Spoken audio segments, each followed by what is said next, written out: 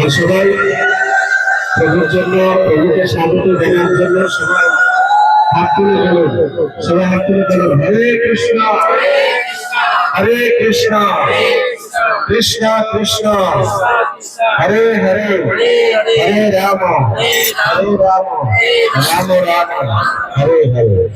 কেউ আপনারা কথা বলবেন না, আর কেউ উঠে যাবেন না, আমার ছাড়া কেউ উঠবেন না। হরে কৃষ্ণ। ফোন সাইলেন্স করে রাখুন। হরে কৃষ্ণ। ইকো কমিয়ে দাও। হরে কৃষ্ণ, সাউন্ড বাড়াও একটু। সবাই দুই হাত তুলুন, আরো কমাও। হরে কৃষ্ণ হরে কৃষ্ণ কৃষ্ণ কৃষ্ণ হরে হরে হরে রাম হরে রাম রাম রাম হরে হরে। জয় রাধা মাধব কুঞ্জ বিহারী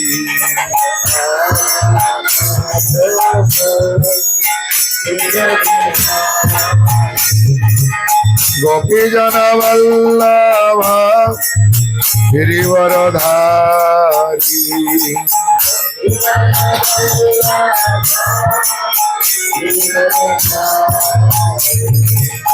যশোদানন্দন ব্রজজন রঞ্জন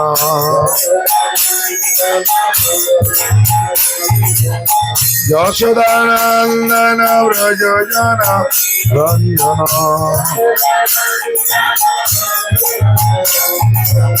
যমুনা তীর বনচারী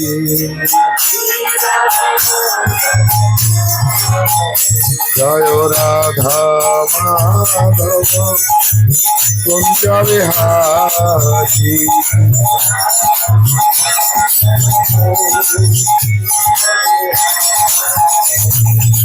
শ্রী কৃষ্ণ চৈতন্য প্রভু নিত্যানন্দ শ্রী অদ্বৈত গদাধর শ্রীবাসাদি গৌর ভক্তবৃন্দ।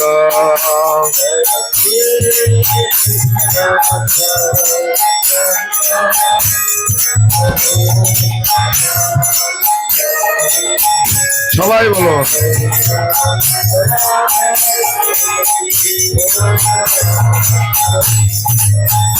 হরে কৃষ্ণ হরে কৃষ্ণ কৃষ্ণ কৃষ্ণ হরে হরে হরে রাম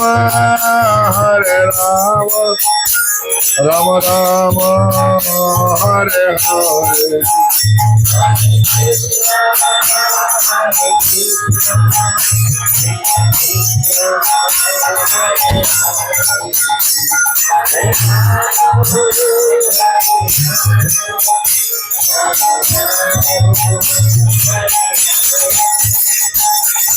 हरे कृष्णा कृष्ण कृष्ण हरे हरे हरे राम राम राम हरे हरे।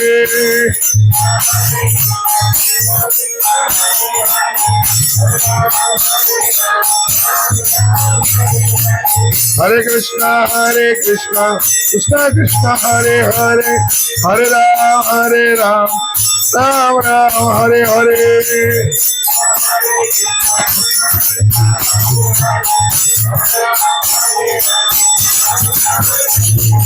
हरे कृष्णा कृष्ण हरे हरे हरे राम राम राम हरे हरे।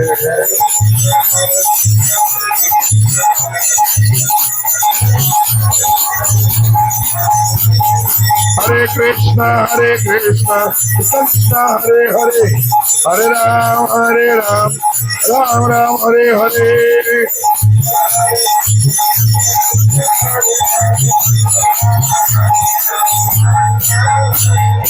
निताय गौरांग निताय गौरांग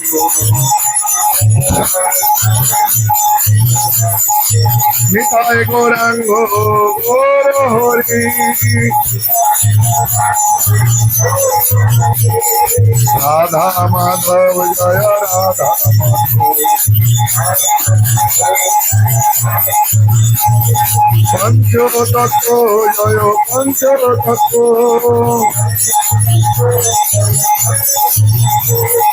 প্রভুপাদ জয় প্রভুপাদ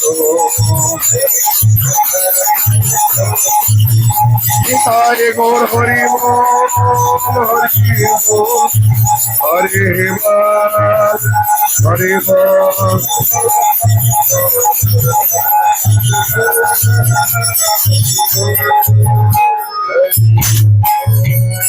গৌর প্রেমানন্দে হরি হরি হরে কৃষ্ণ বেশটা একটু কমিয়ে দাও হরে কৃষ্ণ হরি বল রিপিটটা আরো কমাও হরে কৃষ্ণ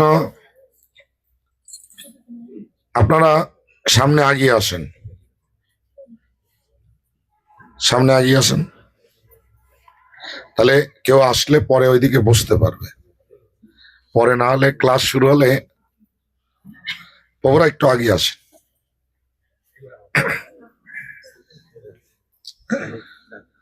ওম অজ্ঞেন তিমিরান্ধস্য জ্ঞানাঞ্জন শলাকয়া চক্ষুরোন্মিলিতম যেন তস্मै শ্রী গুরবে নমঃ শ্রী চৈতন্যমনভীষ্টং স্থাপিতম যেন ভূতলে স্বয়ং রূপ কদা মह्यं দদাতি স্বপদান্তিকম নময়ং বিষ্ণু পাদায় কৃষ্ণ পৃষ্ঠায় ভূতলে শ্রীমতে জয় পতাকা স্বামিনীতি নামিনে নমাচার্য পদায় নিতাই কৃপা প্রদায়িনে গৌর কথা ধামদায় নগর গ্রাম তারিণী নময়ং বিষ্ণু পাদায় কৃষ্ণ পৃষ্ঠায় ভূতলে শ্রীমতে ভক্তি বেদান্ত স্বামিনীতি নামিনে নমস্তে সরস্বতী দেবে গৌরবাণী প্রচারিণে निर्विशेष शून्यवादी पश्चात देश तारिणी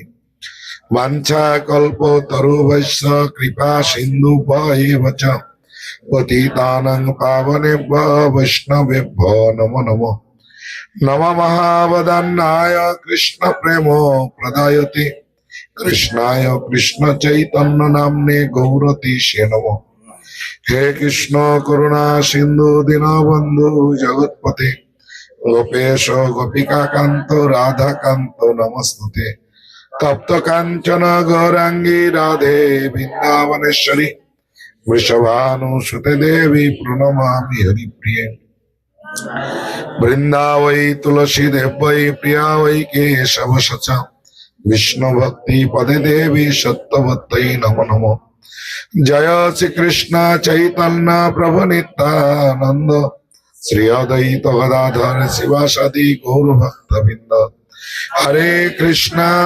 कृष्णा कृष्णा हरे हरे हरे राम राम राम हरे हरे हरे कृष्णा कृष्णा कृष्णा हरे हरे हरे राम राम राम हरे हरे हरे कृष्णा कृष्णा कृष्णा हरे हरे हरे राम राम राम हरे हरे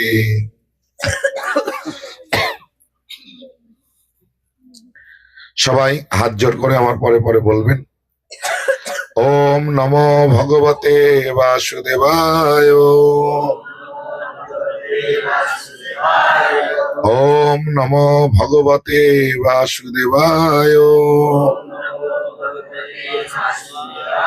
ओम नमो भगवते वासुदेवाय नारायणं नमस्कृतं नरं चैव नरोत्तमं देवीं सरस्वतीं व्यासं ततो जयो मुदीरये नष्टप्रायेषु अभद्रेषु नित्यं भागवत सेवया ভাগবতীর উত্তম শ্লোকে ভক্তির ভবতি নৈষ্টিকী। মুকং করতি বাচলং পঙ্গুলঙ্ঘয়তে গিরিম যৎকৃপাতমহং বন্দে পরমানন্দ মাধবম শ্রী চৈতন্য ঈশ্বরম শ্রী গুরু দীনতারিণম। ওম তৎসৎ। কি বিষয় নিয়ে বলবো? দুটাই? হ্যাঁ, কোনোটাই শেষ হবে না। তা যাই হোক, এই কলিযুগে পরমেশ্বর ভগবান চৈতন্য মহাপ্রভু রূপে অবতীর্ণ হয়ে আমাদের মতো কলিহত বদ্ধ জীবদের জন্য তিনটা পন্থা আমাদেরকে দান করলেন। নিত্যানন্দ প্রভুকে চৈতন্য মহাপ্রভু ডাকলেন, হরিদাস ঠাকুরকে ডাকলেন, শোনো শোনো নিত্যানন্দ, শোনো হরিদাস, সর্বত্র আমার আজ্ঞা করো প্রকাশ, প্রতি ঘরে ঘরে গিয়া করো এই ভিক্ষা, বলো কৃষ্ণ ভজ কৃষ্ণ করো কৃষ্ণ শিক্ষা। প্রত্যেকটা ঘরে ঘরে যাও, সবার কাছে ভিক্ষা মাগো, বলো কৃষ্ণ। কি ভিক্ষা মাগবে? বলো কৃষ্ণ, মানে সবাই হরিনাম করো, হরে কৃষ্ণ কৃষ্ণ কৃষ্ণ হরে হরে, হরে রাম রাম রাম হরে হরে। আর ভজ কৃষ্ণ, কৃষ্ণের ভজনা। এভাবে বাড়িতে ভগবানকে স্থাপনা করে প্রতিদিন ধূপ ধুনা পুষ্প দিয়ে ভগবানকে অর্পণ করা, আর যা খাবেন ভগবানকে ভোগ নিবেদন করে প্রসাদ গ্রহণ করা, এটা হচ্ছে কৃষ্ণের ভজনা। আর করো কৃষ্ণ শিক্ষা হচ্ছে শ্রীমৎ ভগবত গীতা, এটা হচ্ছে কৃষ্ণের শিক্ষা। আর এই তিনটার মাধ্যমে আমাদের চেতনা মার্জন হয়। আমরা প্রত্যেকটা জীব আত্মা, আমরা কেউ দেহ নই। আর এই আত্মা ভগবানের অংশ। ভগবত গীতায় ভগবান কৃষ্ণ জানালেন, মামই বাংশ জীবলোকে জীবভূত সনাতন। প্রত্যেকটা জীব আত্মা আমার সনাতন অবিচ্ছেদ্য অংশ। তো ভগবানের সঙ্গে আমাদের যে নিত্য সম্পর্ক, আমরা হারিয়ে যাওয়ার ফলে এই জগতে পতিত হয়ে জন্ম মৃত্যুর চক্রে 84 লক্ষ জনিতে আমরা পরিভ্রমণ করে তিতাপ ক্লেশ বা দুঃখ পাচ্ছি। তাই যাতে মনুষ্য জীবনে জীব এই তিনটার মাধ্যমে তার হারিয়ে যাওয়া পুনর্চেতনাকে পুনর্জাগরণ করে ভগবানের সঙ্গে তার নিত্য সম্বন্ধ স্থাপন করতে পারেন। তাই যে আমরা আত্মা, আত্মার লক্ষণ কি? চেতনা। আমাদের প্রত্যেককে গুরুত্ব দেওয়া হচ্ছে চেতনা আছে তাই। তো চেতনা না থাকলে কাউকে আমরা কেউ গুরুত্ব দেব না, তাই নয়? এই চেতনা হচ্ছে আত্মার লক্ষণ। তো মহাপ্রভু প্রথমে হরিনাম করতে বললেন। এই হরিনাম করলে আমাদের এই চেতনা মার্জন হবে। তাই চৈতন্য মহাপ্রভু তার শিক্ষাষ্টকমের প্রথম শ্লোকে তিনি উল্লেখ করলেন হরিনাম করলে কি কি হয়। প্রথম বললেন চেত দর্পণ মার্জনং। হরিনাম করলে প্রথম হচ্ছে চেতনারূপ দর্পণ মার্জন হয়। তো এই চেতনাকে মহাপ্রভু কার সঙ্গে তুলনা করলেন? দর্পণ। দর্পণ মানে কি? আয়না। আয়না আমাদের মুখের সামনে ধরলে আমরা প্রত্যেকে নিজের রূপ দেখতে পাবো। আয়নায় নোংরা থাকলে আমরা নিজের রূপ কেউ দেখতে পাই না। এর জন্য আয়নাকে কি করতে হয়? পরিষ্কার করতে হয়। তো দেখবেন আমরা এখানে যারা বসে আছি প্রত্যেকের শরীরে চেতনা আছে। তো চেতনা যদি আয়না হয়, এই চেতনাতে আমরা কেউ দেখতে পাচ্ছি আমি আত্মা, এই আত্মা ভগবানের দাস অংশ। কারা কারা দেখতে পাচ্ছেন হাত তুলুন। আমাদের চেতনাতে আমরা কেউ দেখতে পাচ্ছি না, কারণ আমাদের এই চেতনাতে নোংরা পড়ে গেছে। এখন গায়ে নোংরা পড়লে কি দিয়ে মাজবো? সাবান খোসা। তো হৃদয়ের নোংরা কি দিয়ে মাজবো? হরিনাম দিয়ে। তাই হরিনাম করলে আমাদের চেতনা মার্জন হবে, আমাদের প্রকৃত স্বরূপ আমি যে ভগবানের দাস, ভগবানের অংশ, এটা আমরা প্রত্যেকেই উপলব্ধি করতে পারবো, দর্শন করতে পারবো।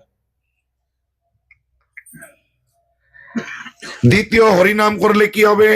ভব মহাদাবাগ্নি নির্বাপনম।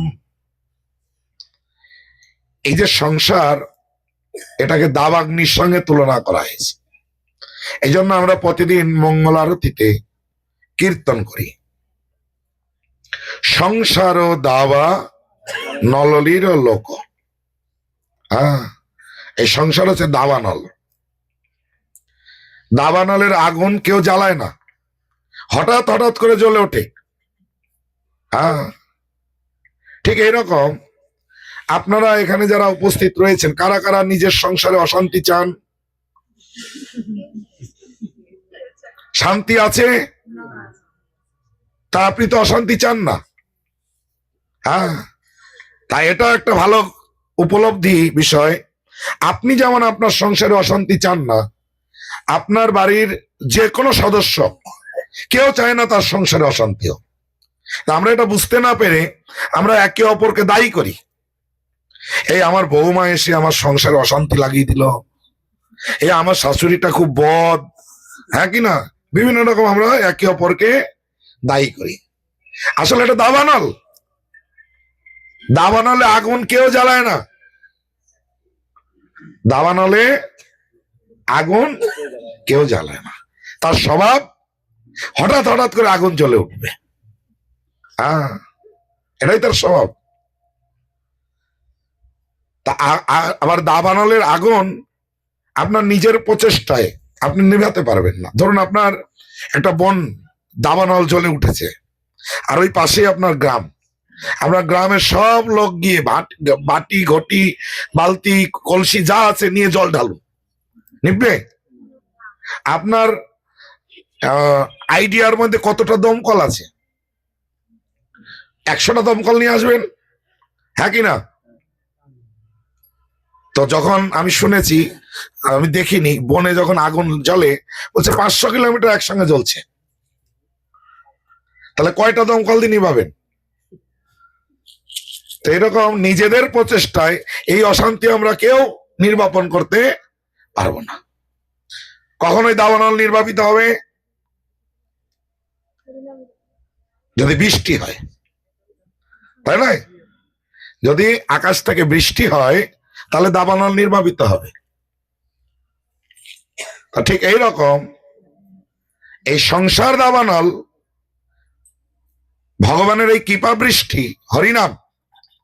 হরে কৃষ্ণ কৃষ্ণ কৃষ্ণ হরে হরে, হরে রাম রাম রাম হরে হরে। তাই বললেন, তাহলে প্রথম হরিনাম করলে কি হবে? চেতনা দর্পণ মার্জন হবে। দ্বিতীয় হরিনাম করলে কি হবে? সংসার দাবানল নির্বাপিত হবে।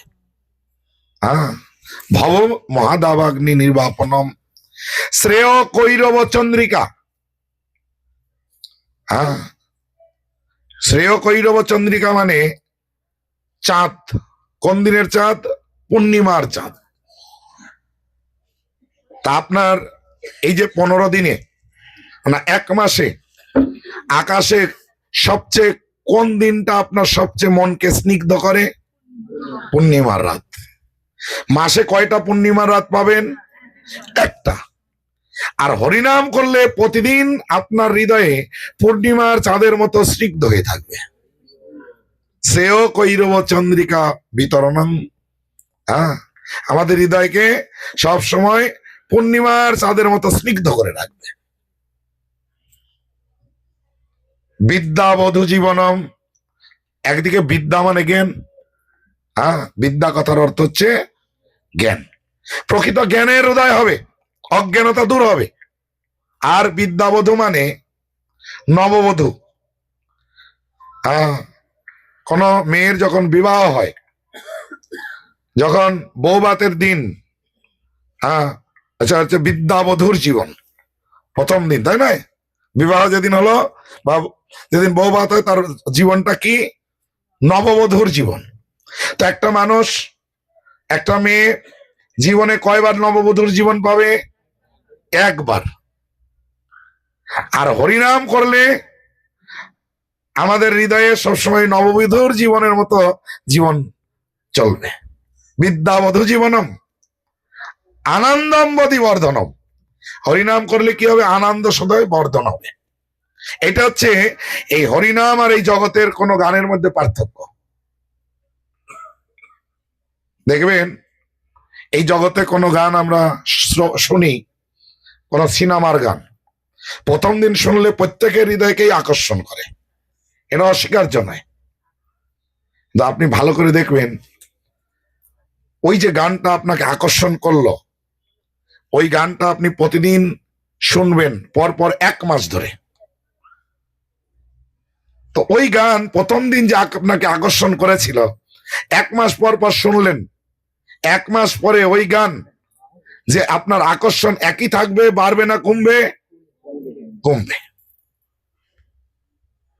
আর এই হরিনাম আমরা কতদিন থেকে শুনছি? একই মন্ত্র, হরে কৃষ্ণ কৃষ্ণ কৃষ্ণ হরে হরে, হরে রাম রাম রাম হরে হরে। কতদিন থেকে শুনছি? জন্ম থেকেই শুনছি। তাই হরিনাম যে যত করবেন, আপনাকে এই হরিনামে প্রথম দিন যে আকর্ষণ করেছিল, তো যত করবেন আপনার তত আকর্ষণ কমবে, বাড়বে না একই থাকবে? বাড়বে। আকর্ষণ বাড়বে। আবার অনেকের আকর্ষণ বাড়বে না, একই থাকবে, আবার কমেও যেতে পারে। কেন? প্রভুপাদ বলছেন যে এই জগতে যারা পাণ্ডু রোগ হয়, পাণ্ডু রোগ বোঝেন? জন্ডিস। তো জন্ডিস শরীরে পিত্ত হয়ে গেলে সারা শরীর তিত হয়ে যায়, তখন মিশ্রি খেলেও তিত লাগে।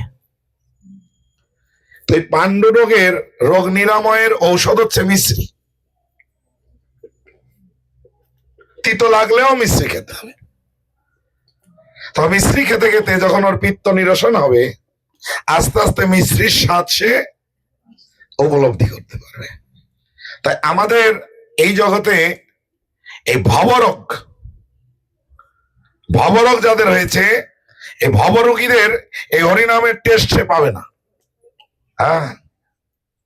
হরিনামের যে আনন্দ সে পাবে না। কিন্তু ভবরোগ নিরাময়ের এই ঔষধ হচ্ছে হরিনাম। হরিনাম। তাই মহাপ্রভু শিক্ষা ভক্তিবিনোদ ঠাকুর ভজনে লিখলেন, এনেছি ঔষধি মায়া নাসিবার লাগি, হরিনাম মহামন্ত্র লও তুমি মাগি। মাগি মানে কি? চেয়ে নিতে হবে। এই রোগ নিরাময় করতে গেলে হরিনাম হচ্ছে ঔষধ। এই হরিনাম করতে করতে যখন আমাদের এই ভবরোগ আস্তে আস্তে নিরসন হবে, তখন হরিনামের যে স্বাদ, আনন্দ আমরা আস্তে আস্তে লাভ করতে পারবো। আনন্দম বদি বর্ধনম প্রতি পদং পূর্ণ অমৃত আস্বাদনম। এই যে জড়জগৎ, এই জড়জগতের নিয়ম কি? পদং পদং যদ বিপদম। আপনি উঠে এক পা থেকে আর এক পা ফেলবেন, আপনার কি? বিপদ। আর হরিনাম করবেন, প্রতি পদে পদে পূর্ণ অমৃত আস্বাদন করতে পারবেন। পূর্ণ অমৃত আস্বাদনং পরম বিজয়তে শ্রীকৃষ্ণ সংকীর্তনম। সেই হরিনামের জয়যুক্ত হন। এইভাবে হরিনাম করলে আমরা আমাদের চেতনা মার্জন করতে পারবো। এই দাবাগ্নি, সংসার দাবানল থেকে আমরা মুক্ত হতে পারবো। আমার হৃদয়ে সবসময় পূর্ণিমার চাঁদের মতো স্নিগ্ধ হয়ে থাকবে। এভাবে আমরা হরিনামের মাধ্যমে আমরা এগুলি আমাদের জীবনে আস্বাদন করতে পারবো। এটা চৈতন্য মহাপ্রভু তার শিক্ষাষ্টকমের প্রথম শ্লোকে তিনি উল্লেখ করলেন। এই জন্য এই হরিনামটা আমাদের অত্যন্ত গুরুত্বপূর্ণ। তাই ভক্তিবিনোদ ঠাকুর তিনি উল্লেখ করলেন, নাম আশ্রয় করি যতনে তুমি থাকো আপন কাজে, নাম বিনা কিছু নাহি আর 14 ভুবন মাঝে। এই কলিযুগে ভগবান নাম রূপে অবতীর্ণ হয়েছেন। কলিকালে নাম রূপে কৃষ্ণ অবতার, নাম হইতে হয় সর্বজগত নিস্তার। এই যে কৃষ্ণ আর তার নাম অভিন্ন, কোনো পার্থক্য নেই। যেটা ভক্তিবিনোদ ঠাকুরও তার চিন্তামণি গ্রন্থে, হরিনাম চিন্তামণি গ্রন্থে তিনি উল্লেখ করে বললেন, অভিন্ন আত্মনাম নামিন। এটা হচ্ছে ভগবানের নাম আর এই জগতে কোনো ব্যক্তি বা কোনো বস্তুর নামের মধ্যে পার্থক্য। দেখবেন এই জগতে কারো যদি তৃষ্ণার্ত ব্যক্তি, তৃষ্ণা লেগেছে, তৃষ্ণা নিবারণের জন্য কি প্রয়োজন? জল। এখন আপনার কাছে জল নেই, আপনি সারাদিন ধরে জল জল জল জল উচ্চারণ করুন, তৃষ্ণা নিবারণ হবে? তো প্রভুপাদ বোঝালেন, এই জল যতক্ষণ না খাবেন ততক্ষণ আপনার তৃষ্ণা নিবারণ হবে না। তাহলে জল বস্তু আর তার নাম ভিন্ন না অভিন্ন? ভিন্ন। না, জল নাম উচ্চারণ করে আপনি জলের তৃষ্ণা নিবারণ করতে পারবেন না। তা আমরা এই জগতে যে দুঃখ পাচ্ছি এর মূল কারণ কি? ভগবানকে ভুলে গেছি। তাহলে দুঃখ নিবারণ করতে গেলে কি করতে হবে? ভগবানের সান্নিধ্য প্রয়োজন। এখন ভগবান নেই, ভগবানের নাম আছে। তাই প্রভুপাদ বললেন, 1 মাস পরীক্ষামূলক ভাবে কেউ হরিনাম করুন। এই যখন আপনি হরিনাম করছিলেন না, আপনার হৃদয়ের স্থিতি উপলব্ধি করবেন, আর 1 মাস হরিনাম করবেন। 1 মাস পরে দেখবেন আপনার হৃদয়ের যে দুঃখ, ক্লান্তি, গ্লানি মলিন হয়ে যাবে, বিজড়িত হয়ে যাবে। তাহলে এর কারণ কি? না, যেহেতু ভগবান আর তার নাম অভিন্ন, এটি হচ্ছে তার কারণ। তাই ভগবান এই কলিযুগে নাম রূপে অবতীর্ণ হয়েছেন, আর এই নামের মাধ্যমেই জগৎ নিস্তার লাভ করবে। দেখবেন আজ সারা পৃথিবীতে আমরা দেখতে পাচ্ছি জাতীয় সংঘ গঠন করা হয়েছে। কারণ কি? না, সারা পৃথিবীকে এক করতে চায়, মানে সারা পৃথিবীকে একটা পতাকার নিচে আনবে, তাই না? তো প্রভুপাদ বলছেন, জাতীয় সংঘ গঠন করা হলো সারা পৃথিবীকে এক করার জন্য। পতাকার সংখ্যা দিন দিন বাড়ছে না কমছে? এটা কিসের লক্ষণ? এক করার লক্ষণ? এক করার লক্ষণ নাই। আবার আমাদের ইস্কনের প্রতিষ্ঠাতা আচার্য প্রভুপাদ, তিনি যখন এই হরিনাম প্রচার করতে গেলেন প্রথম, তিনি একটা পার্কে বসে করতাল বাজিয়ে শুধু হরিনাম করতেন। আর তখন সেই সময়টা আমেরিকার যুবক যুবতীরা উদ্ভ্রান্ত ছিল, তারা স্বাভাবিকভাবে জীবনযাপন করতে পারতেন না। সব গৃহ পরিত্যাগ করে পার্কে তারা ছেলে মেয়েরা থাকতেন, ঘুমের ট্যাবলেট খেয়ে তারা জীবন ধারণ করতেন। এবং তখন একটা আন্দোলন চলছিল, বৈষম্য আন্দোলন। আমেরিকায় অনেক এরকম বৈষম্য চলে। ওখানে শ্বেতাঙ্গ, কৃষ্ণাঙ্গ 2 ধরনের মানুষ রয়েছে। শ্বেতাঙ্গ মানুষ কৃষ্ণাঙ্গকে দেখলে শুট করে দেয়, আর কৃষ্ণাঙ্গকে দেখলে শ্বেতাঙ্গ মানুষ শুট করে দেয়। আর ওই বৈষম্যকে দূর করবার জন্য নেলসন ম্যান্ডেলা সে আন্দোলন করে 17 বছর না 27 বছর জেল খাটে। তো সেই জেল থেকে বেরিয়ে এসে দেখছে এই শ্বেতাঙ্গ কৃষ্ণাঙ্গ লোকেরা একসঙ্গে হরিনাম করছে। তখন চিন্তা করলো, আমি যে জন্য আন্দোলন করলাম, তার জন্য জেল খাটলাম, যেটা সম্ভব হলো না, আর তারা এইভাবে মিশে গেল কি করে? এসে জিজ্ঞাসা করলেন, তোমরা এরকম কি করে মিশলে? বলো, এটা আমরা বলতে পারবো না, আমাদের মন্দির আছে, মন্দিরে স্বামীজি আছে, ওনার সঙ্গে এই কথা বলো। প্রভুপাদের কাছে পাঠিয়ে দিলেন। প্রভুপাদকে গিয়ে জিজ্ঞাসা করলেন, স্বামীজি এটা কি করে সম্ভব? যার জন্য আমি আন্দোলন করে আমি বৈষম্য দূরের কথা, আমি জেল খাটলাম, এটা কি করে সম্ভব হলো? তো বললো, এটা একমাত্র সম্ভব ভগবানের এই যে দিব্য নাম, হরে কৃষ্ণ কৃষ্ণ কৃষ্ণ হরে হরে, হরে রাম রাম রাম হরে হরে। এটা হরিনামের মাধ্যমে হয়েছে। এই হরিনামের মাধ্যমেই জগৎকে এই বৈষম্য দূর করে একত্রীভূত করা যেতে পারে। প্রভুপাদ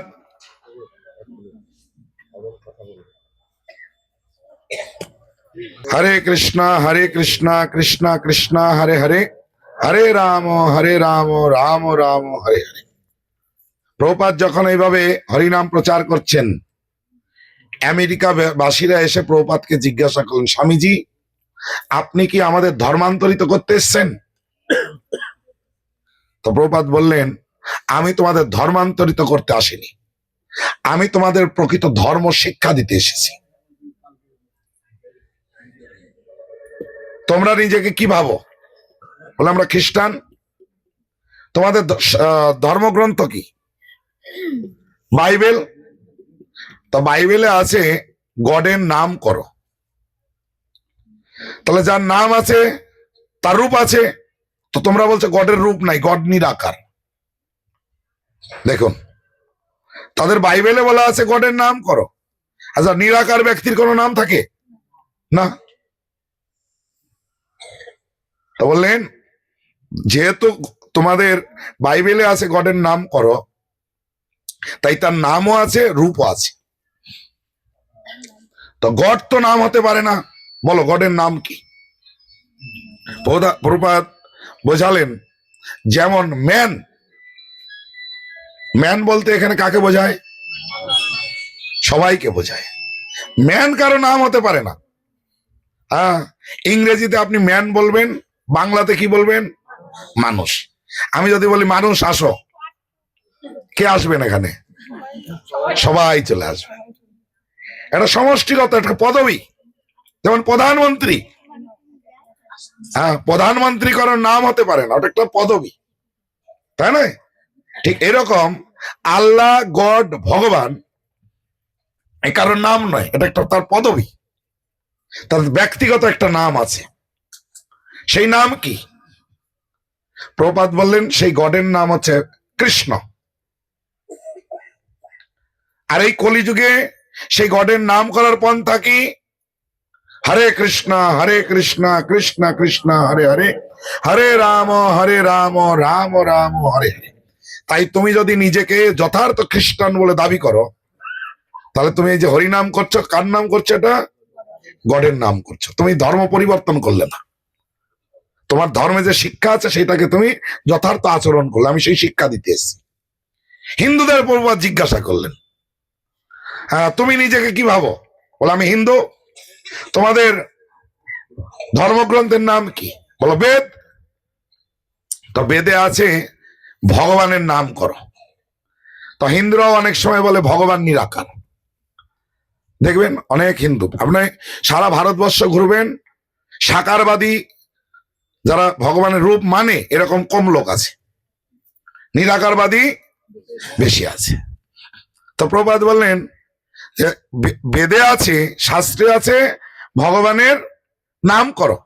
আর ভগবান কখনো নাম হতে পারে না, ভগবান তার পদবী। হ্যাঁ, তাহলে ভগবানের নাম কি? কৃষ্ণ। তো অন্যান্য যুগে ভগবানকে ডাকার অন্যান্য পন্থা ছিল। এই কলিযুগে ভগবানের নাম করার পদ্ধতি হচ্ছে হরে কৃষ্ণ কৃষ্ণ কৃষ্ণ কৃষ্ণ হরে হরে, হরে রাম রাম রাম হরে হরে।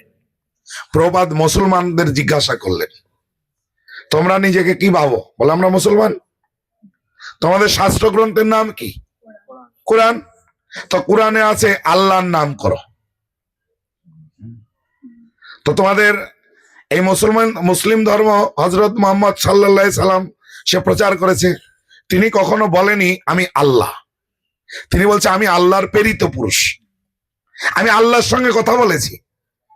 তাহলে ওনার যদি রূপ না থাকে উনি কথা বললেন কি করে? ওনার যে গায়ের জ্যোতি ওনাকে দেখতে পাইনি, যেমন আমাদের মধ্যেও দেখতে পাই। অর্জুন কুরুক্ষেত্রের যুদ্ধে ভগবান যখন বিশ্বরূপ প্রকাশ করলেন, ভগবান বলছেন অর্জুন বলছেন আমি আপনার রূপ দেখতে পাচ্ছি না, চাই না নয় পারছি না। তখন ভগবান অর্জুনকে দিব্য দৃষ্টি দিলেন, তখন সেই দৃষ্টি দিয়ে ভগবানের সেই বিশ্বরূপ তিনি দর্শন করলেন। ঠিক এরকম হযরত মুহাম্মদ তিনিও আল্লাহর সঙ্গে কথা বলেছেন। তাহলে যার রূপ নেই তিনি কথা বলবেন কি করে? হ্যাঁ, তার রূপও আছে, নামও আছে। তার নাম কি? প্রভুপাদ জিজ্ঞাসা করলেন। আল্লাহ তো নাম হতে পারে না। হ্যাঁ, যেমন আমরা হিন্দুরা জল বলছি, হিন্দি বা মুসলমানরা কি বলে? পানি। আর ইংলিশে কি বলে? ওয়াটার। বস্তুটা এক না আলাদা? তাই আমাদের ভাষায় আমরা বলছি ভগবান, ওদের ভাষায় ওরা বলছে আল্লাহ, আর ইংরেজি ভাষায় বলছে গড। ব্যক্তি একই। তো সেই আল্লাহ গড ভগবানকে কৃষ্ণ। কোন বৈদিক শাস্ত্রে কেউ ঘোষণা করেনি আমি ভগবান, কিন্তু কৃষ্ণ ভগবদ গীতায় তিনি ঘোষণা করেছেন আমি ভগবান। এবং ভাগবতমে বর্ণনা করা আছে এতে চাংশ কলাপুংস কৃষ্ণস্তু ভগবান স্বয়ং। স্বয়ং ভগবানকে কৃষ্ণ। কৃষ্ণ নিজে বলছেন অহং সর্বস্ব প্রভব মর্ত সর্বং প্রবর্ততে ইতিমত্তা ভজন্তে মাং বুধা ভব সমন্বিতা। যে সবকিছু আমার থেকে প্রবর্তিত হয়েছে, হ্যাঁ আমার থেকে। তাই কৃষ্ণ হচ্ছেন ভগবান, আল্লাহ গড। আর তার আরাধনার পন্থা কি? হরে কৃষ্ণ কৃষ্ণ কৃষ্ণ হরে হরে, হরে রাম রাম রাম হরে হরে। এইভাবে প্রভুপাদ এই হরিনামের মাধ্যমে সমস্ত বৈষম্য দূর করলেন, দূর করে সবাইকে এক ছাতার নিচে নিয়ে আসলেন। ইসকনে যাবেন, সেখানে হিন্দু মুসলমান খ্রিস্টান সারা পৃথিবীর 140টা দেশের লোক হরিনাম করে একই ছাতার তলায় আছে। বৈষম্য আছে না? তাহলে এই বৈষম্য কিভাবে দূর করা যাবে? একমাত্র হরিনামের মাধ্যমে। এই জন্য বললেন যে নাম রূপে কৃষ্ণ অবতার, নাম হইতে হয় সর্বজগৎ নিস্তার। এই জগৎ কিভাবে নিস্তার পাবে? একমাত্র নামের মাধ্যমে। তাই ভগবান তার নাম অভিন্ন। তাই আমাদের ভগবানকে এখন আমরা আশ্রয় করব কিভাবে? নামের মাধ্যমে। আর এই আশ্রয় কথার কেন অর্থ? এই যে গৃহ, আমরা গৃহে আছি, গৃহ মানে কি? গৃহ মানে আশ্রয়। গৃহ মানে আশ্রয়। এই জড়জগতে আমরা আছি, এই জড়জগৎ ভগবানের বহিরঙ্গা শক্তি মায়ার দ্বারা পরিচালিত হচ্ছে, মায়ার দ্বারা পরিচালিত হচ্ছে। মায়াকে কার সঙ্গে তুলনা করা হয়েছে? অন্ধকার।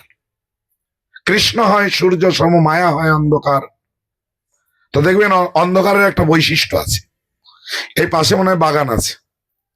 এখন এই অন্ধকারের মধ্যে বাগানে যদি বলা হয় আপনাদের একাকী একজন করে ঘুরে আসুন, কি হবে? ভয় পাবেন। আপনার কোলে আপনার বাচ্চা থাকলে ওর ভয় হবে কেন? আমি নির্ভরশীল, আমি আমার মায়ের আশ্রয়ে আছি, বাবার আশ্রয়ে আছি, ওর ভয় নেই। তা এই জড়জগৎ, এই যে অন্ধকার, মায়া অন্ধকারে আমরা আছি। এখানে যারা আছেন কার কার খাওয়া পড়ার অভাব আছে? বলুন, আছে? না। তাও দেখবেন আমাদের প্রত্যেকের হৃদয়ে সব সময়ের জন্য একটা উদ্বেগ, উৎকণ্ঠা, ভয় কাজ করছে।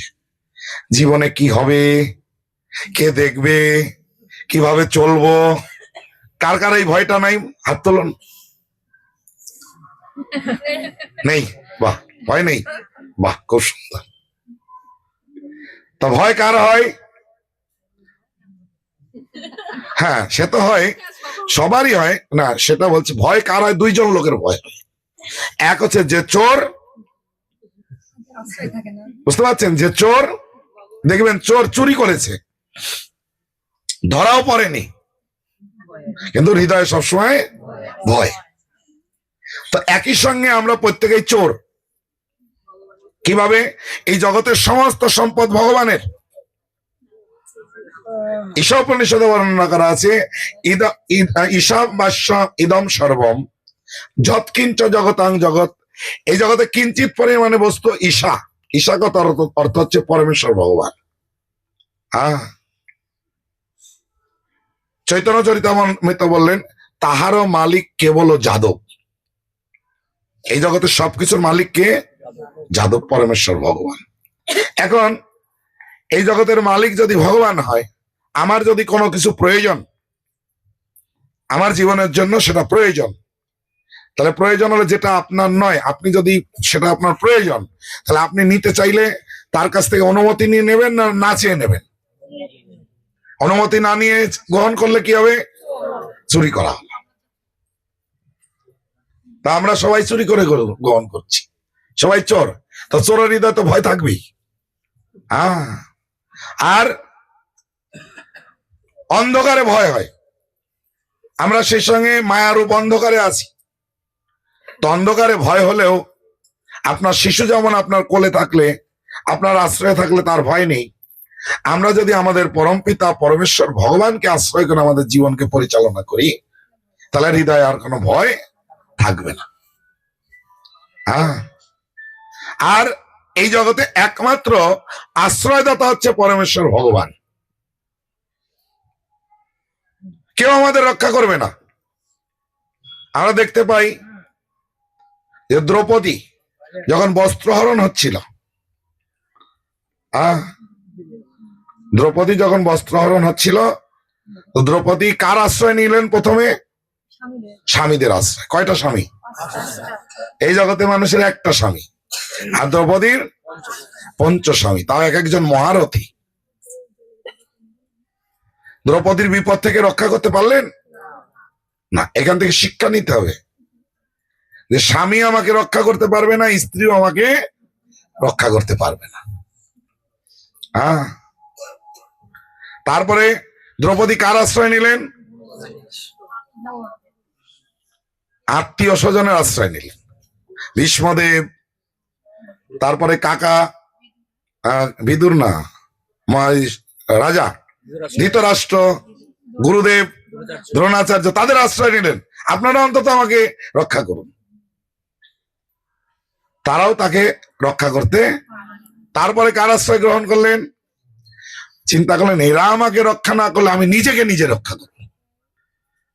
এইরকম আমাদেরও প্রত্যেকেরই একে অপরের প্রতি ভরসা। যখন দেখি কেউ রক্ষা করছেন, আমি চিন্তা করছি আমি নিজেকে নিজে রক্ষা করব। তারপরে দ্রৌপদী ভগবানের শরণাগত হলেন। শরণাগত হলেও এক হাত দিয়ে ডাকছে, আর এক হাত দিয়ে কোমর ধরে রেখেছে মুট করে। তো এরকম দেখা যায় আমরা অনেক সময় ভগবানের শরণাগত হই। শরণাগত হই, কিন্তু কায়দাটা মুঠের মধ্যে থাকবে, মুঠ ছাড়ছে না। তা আমরা এরকম বলে থাকি, সব ভগবানের, কায়দা আমার হাতের মুঠের মধ্যে। কি ঠিক না ভুল বললাম? সব ভগবানের, কায়দা আমার হাতের মুঠে থাকবে, আমি কায়দা ছাড়বো না। তাও দ্রৌপদী রক্ষা পেলেন না। যখন পূর্ণরূপে ভগবানের শরণাগত হলেন, এই যে দুই হাত তুলে আমরা হরিনাম করছি, মানে কি? ভগবানের শরণাগত হলাম। অনেকেই এরকম ভাবেন, হ্যাঁ মেয়েরা কেন দুই হাত তুলবে, এরকম অনেকেই বলে। তো দ্রৌপদী মনে হয় ছেলে ছিল নাকি? কি বলছেন? দ্রৌপদী যখন অসহায় অবস্থায় বিপদে পড়লেন, ভগবানের শরণাগত হলেন, দুই হাত তুলেছিলেন তো নাকি? তাই হরিনাম করে আমরা যে দুই হাত তুলছি, মানে আমরা এই জগতে সবসময় বিপদ সংকুল অবস্থায় পতিত। তাই আমরা পূর্ণরূপে ভগবানের শরণাগত হয়ে ভগবানকে ডাকছি, আপনি আমাকে রক্ষা করুন। হ্যাঁ, রক্ষা করুন। তখন ভগবান দ্রৌপদীকে রক্ষা করলেন। আর ভক্তরা যে শরণাগত হবে, ভক্তরা এটা জানবেন, যেটা ভক্তিবিনোদ ঠাকুর তার ভজনে লিখলেন। হ্যাঁ, ভগবান যদি ইচ্ছা করেন কাউকে মারবেন, কারোর ক্ষমতা নেই এই জগতে তাকে সে রক্ষা করেন। আর ভগবান যদি মনে করবেন কেউ ভগবান তাকে রক্ষা করবেন, কারোর ক্ষমতা নেই তাকে মারবেন। তাই শরণাগতির লক্ষণটা হচ্ছে, ভক্তিবিনোদ ঠাকুর বললেন, মারবি রাখবি জয় ইচ্ছা তোহারা। হ্যাঁ, এই যে আমরা ভগবত ভক্তি করছি, শরণাগত মানে নয় ভগবানের যে আমাদের এটা ভাবনা রাখতে হবে, ভগবান যদি ইচ্ছা করেন যে আমাকে মারবেন, ওনার ইচ্ছা হলে মারবেন, আমার আপত্তি নেই। আর ওনার যদি ইচ্ছা হয় আমাকে রক্ষা করবেন, রক্ষা করবেন। আমি ভগবানের শরণাগত। হ্যাঁ, এটা হচ্ছে শরণাগতির পন্থা, যারা ভক্তিবিনোদ ঠাকুর উল্লেখ করেছেন। এইভাবে যখন কেউ ভগবানের শরণাগত হবেন, ভগবানের আশ্রয় গ্রহণ করবেন, আশ্রয়দাতা একমাত্র পরমেশ্বর ভগবান। তাই আমরা দেখতে পাই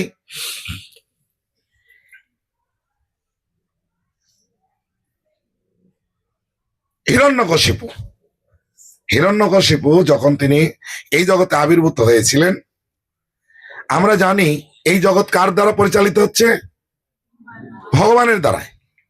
ভক্তিবিনোদ ঠাকুর তার ভজনে লিখলেন, তব ইচ্ছা মতে বিষ্ণু করেন পালন, তব ইচ্ছা মতে ব্রহ্মা করেন সৃজন, তব ইচ্ছা মতে শিব করেন সংহার, তব ইচ্ছা মতে মায়া সিজে কারাগার।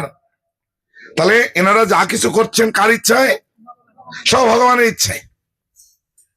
ভগবান নিজেও বলছেন, মদ ভয়াত সূর্য দহতি, মদ ভয়াত ইন্দ্র বর্ষতি।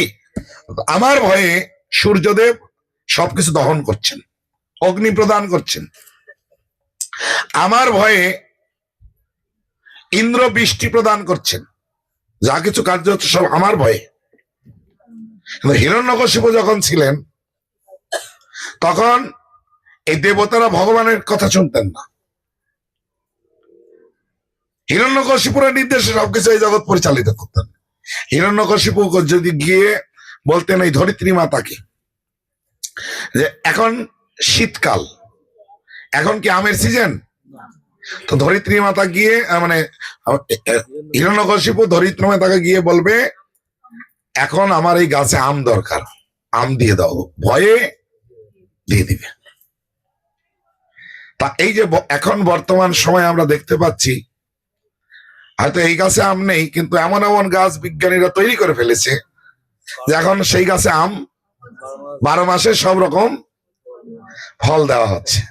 তো বলছে এটা আসরিক সভ্যতা, প্রকৃতি থেকে এগুলি জোর করে আদায় করে নেওয়া হচ্ছে। হিরণ্যকশিপু যেমন প্রকৃতির কাছ থেকে জোর করে আদায় করতেন, এখন এই হিরণ্যকশিপুরের মতো প্রকৃতি থেকে সব জোর করে আদায় করে নেওয়া হচ্ছে।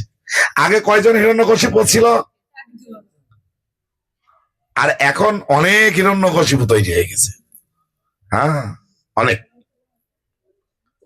তো এইভাবে হিরণ্যকশিপু তিনি অমর হওয়ার জন্য এই ত্রিভুবনের শক্তি তিনি জয় করেছিলেন। কিন্তু ভগবান চেয়েছিলেন হিরণ্যকশিপুকে বধ করব। ভাগবতে উল্লেখ করা আছে ভগবান হিরণ্যকশিপুকে কেমন ভাবে বধ করেছিলেন। একটা বাচ্চা যেমন একটা পুতুল, খেলনা পুতুল খেলে, একটা খেলনা পুতুলের মতো হিরণ্যকশিপুকে অনায়াসে বধ করলেন। আর তারই পুত্র, মাত্র 5 বছর বয়স, প্রহ্লাদ মহারাজ, তিনি কিন্তু নিজের জীবনে বাঁচার কোনো প্রচেষ্টা করেননি। কিরকম দেখেন, এই যে বারবার হিরণ্যকশিপু তার পুত্রকে মারার চেষ্টা করছিলেন। ধরুন আপনারা যদি কেউ আপনার সন্তানকে মেরে ফেলবেন, সেই বাচ্চা বুঝে গেল, কোনোভাবে আপনার হাত থেকে ছুটে পালিয়েছে, আপনার কাছে আর কি ফিরে আসতে চাইবে? ও বুঝবে যে আমি ওনার কাছে গেলেই আমাকে মেরে ফেলবে, আর ফিরে আসবে না। তো প্রহ্লাদ মহারাজ কি বুঝতে পারেননি যে আমার বাবা আমাকে মেরে ফেলবে? তো ওনাকে যখন মেরে ফেলার জন্য প্রচেষ্টা করা হচ্ছে, ভগবান রক্ষা করে আবার ছেড়ে দিচ্ছেন, উনি কার কাছে ফিরে আসছেন? জানছেন যে বাবার কাছে গেলেও আমাকে মেরে ফেলবে, তাও তিনি বাবার কাছে ফিরে আসছেন। তো এত প্রচেষ্টা করলেও এই ত্রিভুবনের শক্তি দিয়ে তাকে মারার চেষ্টা করলেও ভগবান চেয়েছিলেন তাকে আমি রক্ষা করব, তাই কেউ তাকে মারতে পারেনি। এটা হচ্ছে মারবি রাখবি জয় ইচ্ছা তোহারা। হ্যাঁ, এখন আমরা ভগবানকে আশ্রয় কিভাবে গ্রহণ করব? কিন্তু ভগবান তার নাম অভিন্ন, কোনো পার্থক্য নেই, তাই আমাদের নামকে আশ্রয় করতে হবে। নাম আশ্রয় করি যতনে তুমি থাকো আপন কাজে। তাহলে এই নাম আশ্রয় করে যদি আপনি জীবনকে পরিচালনা করতে চান, কাজকর্ম বন্ধ করতে হবে। অনেক সময় ভক্তি জীবনে অনেক ধারণা আছে, এই ভগবত ভক্তি করতে গেলে সব কাজকর্ম বাদ দিয়ে দিতে হবে। না, এটা কিন্তু কোনো শাস্ত্রে আচার্যগণ ভগবান কোনো শিক্ষা দেননি। এই জগতে যারা ব্যাখ্যা করে তারা অপব্যাখ্যা করে। হ্যাঁ, এখানে ভক্তিবিনোদ ঠাকুর বললেন থাকো আপন কাজে, নিজের কাজে থাকুন। হ্যাঁ, সেই কাজটা কিভাবে করবেন? ভগবানকে নামকে আশ্রয় করে। নাম বিনা কিছু নাই কর 14 ভুবন মাঝে। এই নাম ব্যতি রেখে এই 14 ভুবনে কিছু নেই। কিরকম? কারা কারা 14 ভুবন বোঝেন? 14 ভুবন কারা কারা বোঝেন? হ্যাঁ, সপ্ত পাতাল। এবার বুঝেছেন তো? 7টা পাতাল। আমরা যেখানে আছি এটা ভূলোক। হ্যাঁ, এটা ভূলোক, আর স্বর্গ 6টা। এই 14 ভুবনে নাম ব্যতি রেখে আর কিছু নেই। কিরকম? একটা প্র্যাকটিক্যাল প্রমাণ দিই। আপনারা আপনাদের যার যতটুকু বয়স হচ্ছে, এই বয়সে আপনারা অনেক কিছু লাভ করেছেন। স্বামী পেয়েছেন, স্ত্রী পেয়েছেন, বাড়ি ঘর পেয়েছেন, টাকা পয়সা, চাকরি, ধন সম্পদ, এগুলো অনেক কিছু জীবনে পেয়েছেন। এগুলি অনেক পরিশ্রম করে লাভ করতে হয়েছে না অতি সহজেই পেয়ে গেছেন? খুব পরিশ্রম করে লাভ করেছেন। এখন একটা লিস্ট করে রাখবেন যে আমি এই জিনিস খুব পরিশ্রম করে আমি লাভ করেছি, যখন দেহ ত্যাগ করবো তখন সেটা সঙ্গে করে নিয়ে যাব।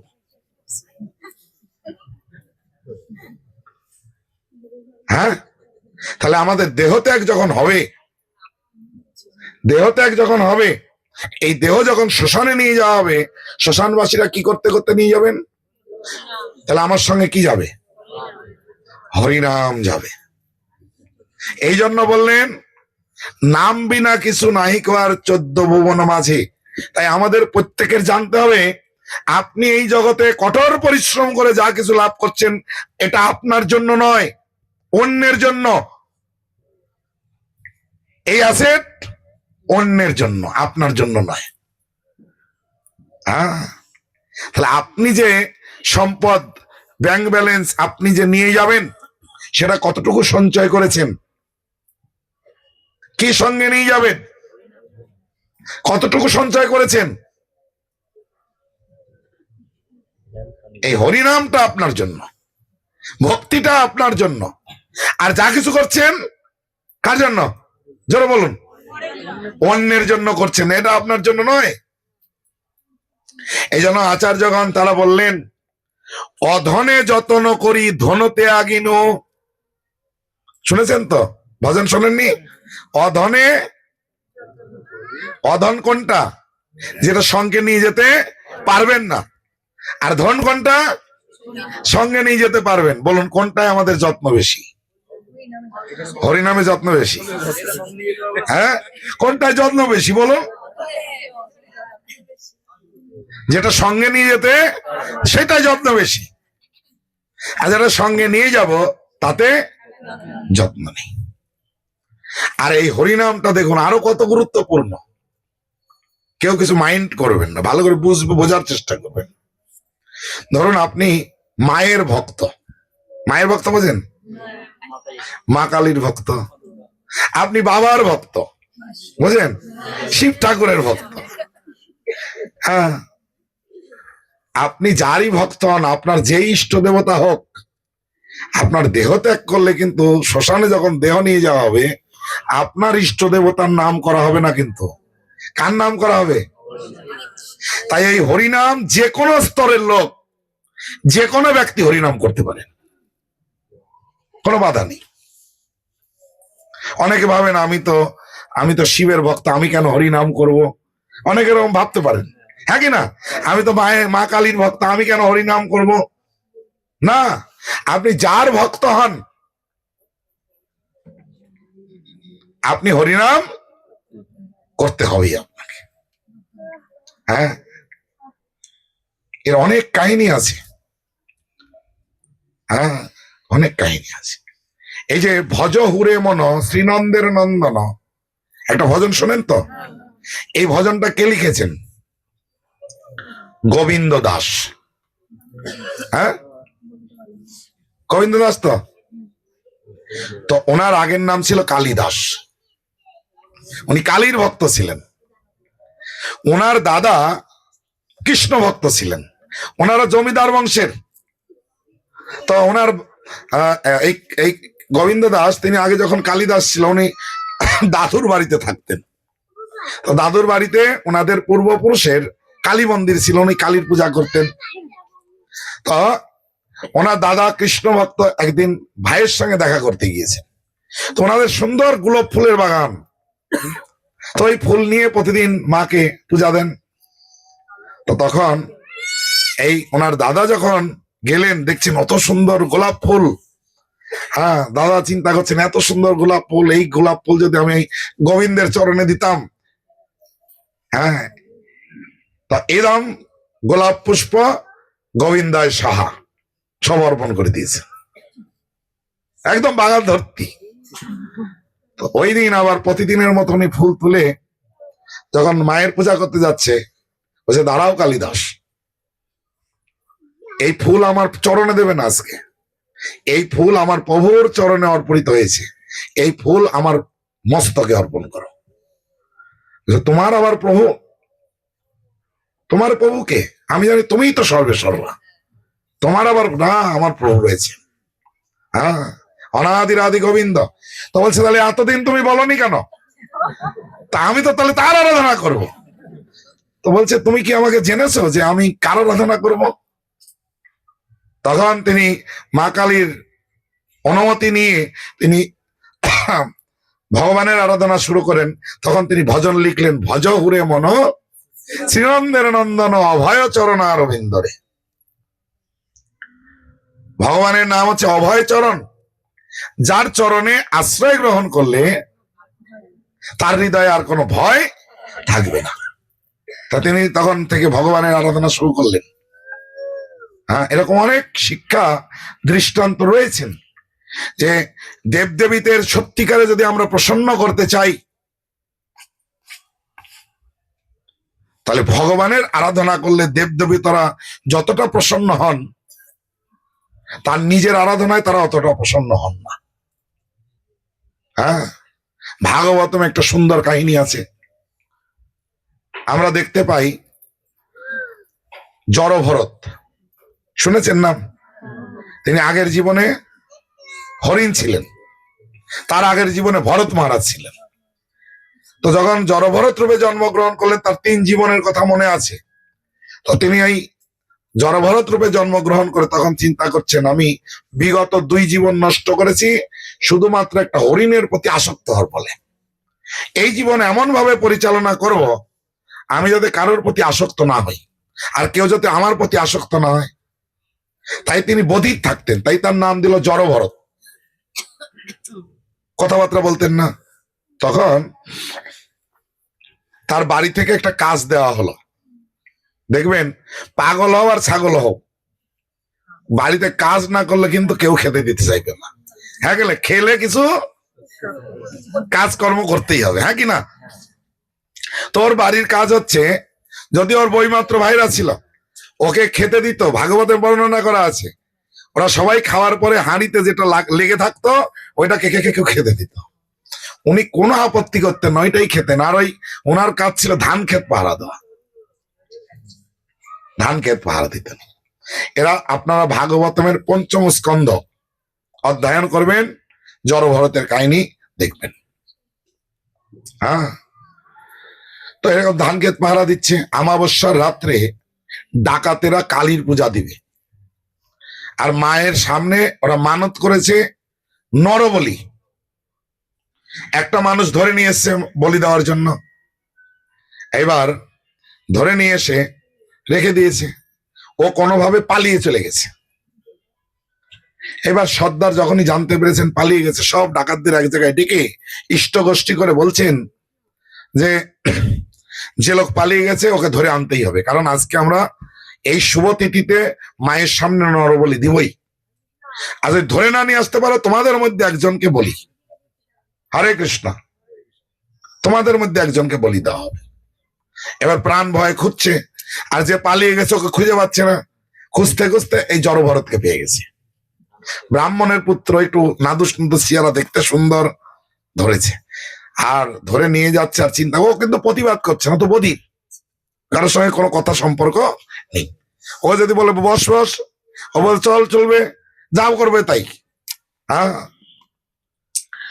তো তখন ওরা মনে মনে চিন্তা করছে, একে যদি নিয়ে যাই তাহলে অন্তত আমাদের প্রাণটা রক্ষা হয়ে যাবে।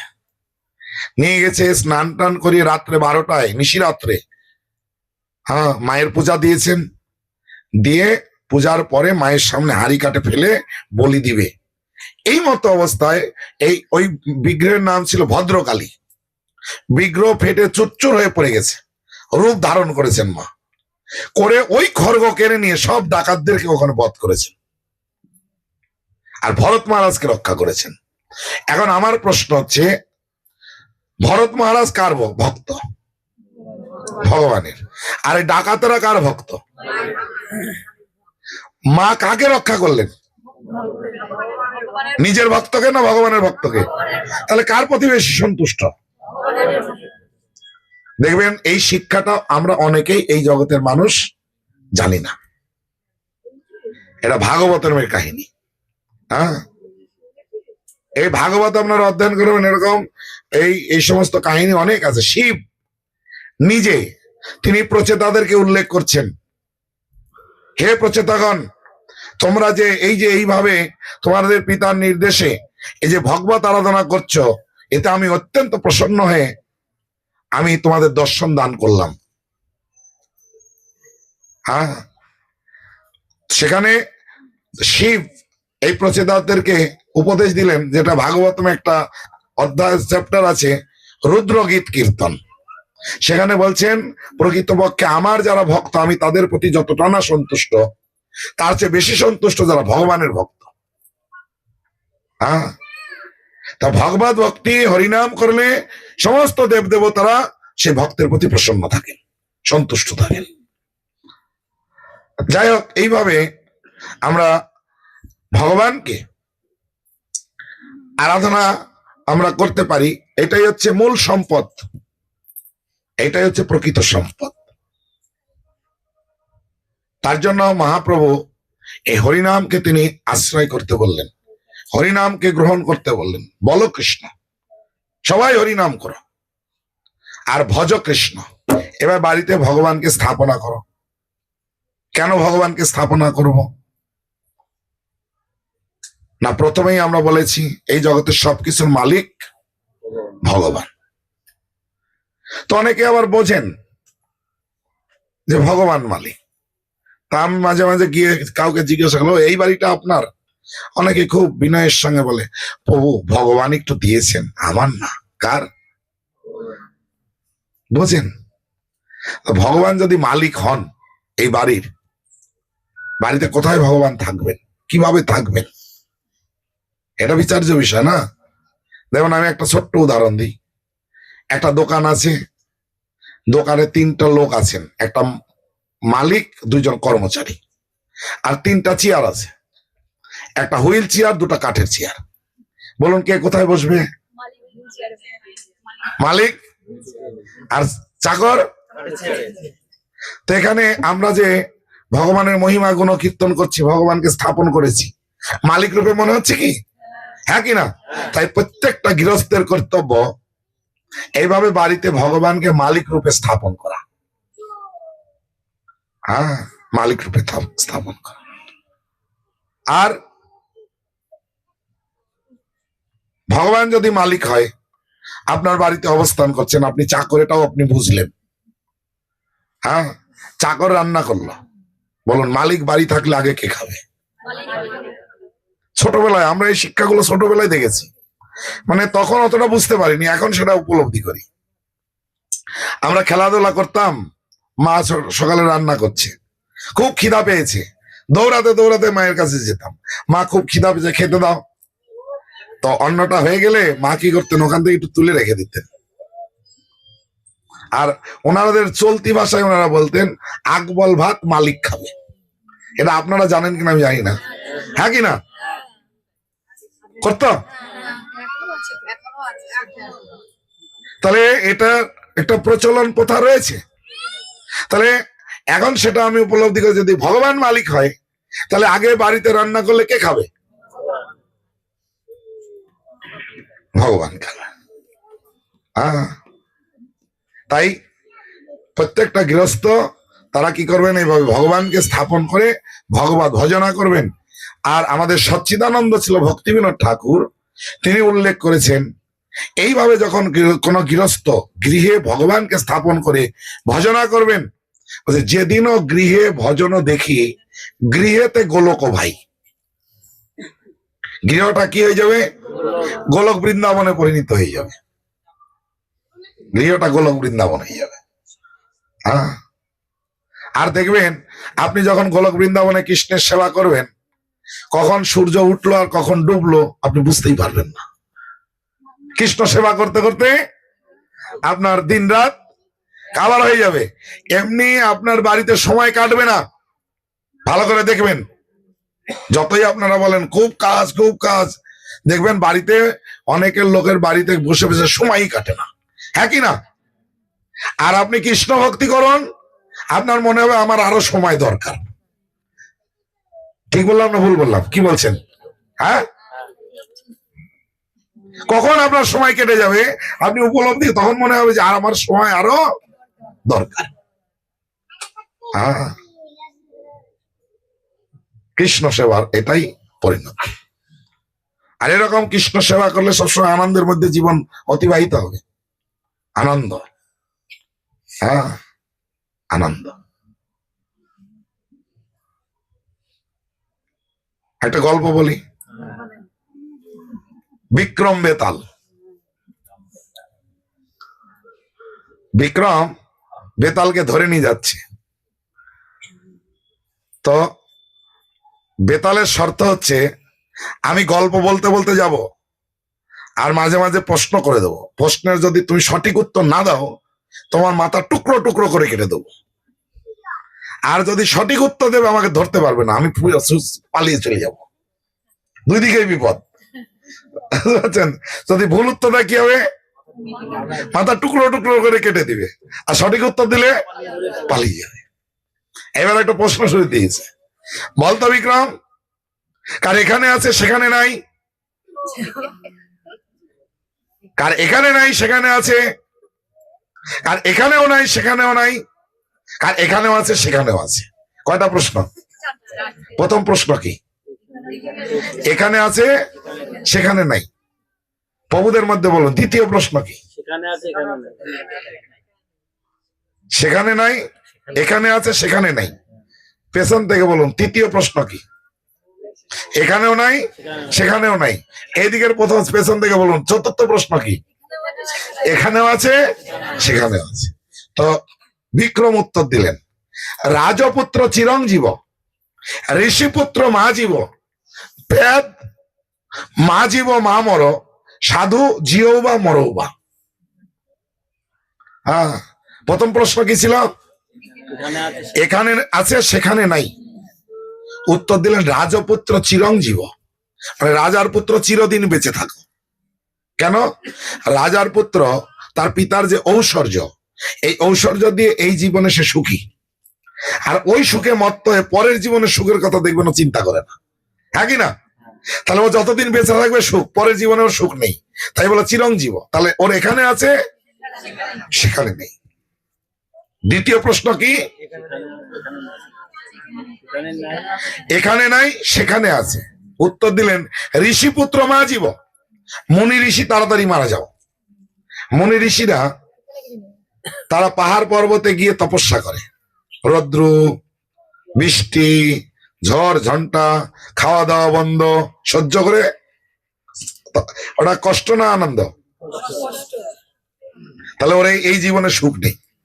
ও যে তপস্যা করছে, মারা গেলেই পরের জীবনে সুখ, তাহলে ওর এখানে নাই, তাই ওকে বললো তাড়াতাড়ি মারা যাও। হ্যাঁ, তাহলে ওর এখানে নাই সেখানে আছে। তৃতীয় প্রশ্ন, এখানেও নাই সেখানেও নাই, তাহলে বেদ মা জীব মা মর। যারা কসাই, বেদ মানে কসাই, ওর বেঁচে থেকেও লাভ নেই, মরে গিয়েও লাভ নেই। দেখবেন যারা কসাইয়ের কাজ করে, দেখবেন ওদের জীবনে কখনো সুখ নেই। ভালো করে একটু খোঁজ নিয়ে দেখবেন। আর জানেন তো, যেমন কর্ম। তাহলে ওই যে জীবদের কষ্ট দিচ্ছে, পরের জীবনে কি পেতে হবে? তাহলে ওর বেঁচে থেকেও লাভ নেই, মরে গিয়েও লাভ নেই। ওর এখানেও নাই সেখানেও নেই। হ্যাঁ, আর চতুর্থ প্রশ্ন, এখানেও আছে সেখানেও আছে। বলছে সাধু, যারা ভগবানের ভক্ত, তাদের বেঁচে থাকলেও ক্ষতি নেই, মরে গেলেও ক্ষতি নেই। হ্যাঁ, এই যে আপনারা ভগবানের কথা শ্রবণ করছেন, এটা ভক্তি হচ্ছে। বাড়ির কথা মনে পড়েছে কারো কারো? ভুলে গেছেন সব। তো এইরকম যদি সবসময় ভক্তির মধ্যে আমরা থাকি, তাহলে আনন্দ। বেঁচে থাকলে ক্ষতি আছে। দেখবেন অনেক ভক্তের আছে এমন দিনে ইনকাম যে সংসারও চলে না। দেখবেন তার দিকে তাকালে আপনি বুঝতেই পারবেন না যে এই ব্যক্তির সংসার, ওর বাড়িতে আর ওর মুখের চেহারা দুই রকম। বুঝতে পারবেন না আপনি যে এই ব্যক্তির বাড়িতে খাবার নেই। অনেকে ভাবে আরে এরা থেকে দেখি সবসময় খালি অনুষ্ঠানই থাকে, এর সংসারটা চলে কি করে। অনেকেই চিন্তায় পড়ে যায়, ভাবে দেখবেন আপনি ভালো করে। হ্যাঁ কি না? হ্যাঁ, ভক্তি করছে, ভক্তিতে আনন্দ, সবসময় আনন্দ। তাহলে বেঁচে থাকলে ক্ষতি নেই। আর দেহ ত্যাগ করলে ভক্তরা কোথায় যাবেন? ভগবত ধাম। ভগবত ধামের বৈশিষ্ট্য কারা কারা জানেন? নামাট্য পরিচয়ে ওই ব্রহ্মসংহিতার কয়টা শ্লোক দেওয়া আছে। শেষের শ্লোকে ভগবত ধামের বৈশিষ্ট্য দেওয়া আছে। এই যে আপনারা ভজন কীর্তন করেন, ভগবানের মহিমা কীর্তন করেন, হরিনাম করেন, কার আনন্দ হয়? সবার।